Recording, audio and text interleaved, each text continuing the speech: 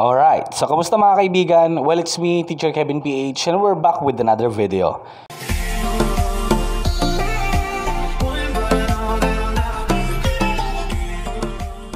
So ngayon naman mga kaibigan, ang tuturo ko sa inyo ay kung paano nga ba maglagay ng face bilang passcode natin or password natin sa ating mga Android phones, sa ating mga smartphones, no? Well, ito ay perfect para sa mga beginners mga kaibigan, no? Alam ko na hindi na ito bago para sa iba.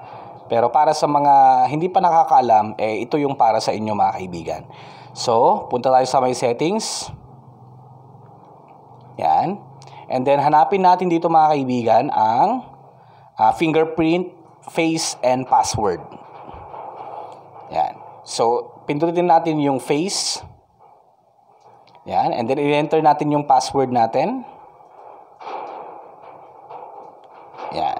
And then, syempre, bago natin pindutin yung add a face, mga kaibigan, make sure na yung maayos naman yung dating natin. Okay? At sa tingin natin yung karaniwang itsura natin. Karaniwang itsura natin. Ano ba naman yan?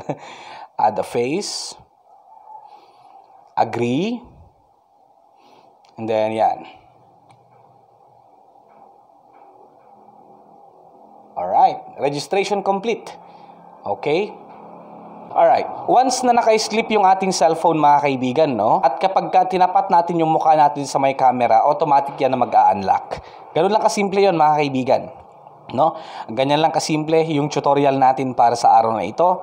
Thank you so much for watching and see you next time.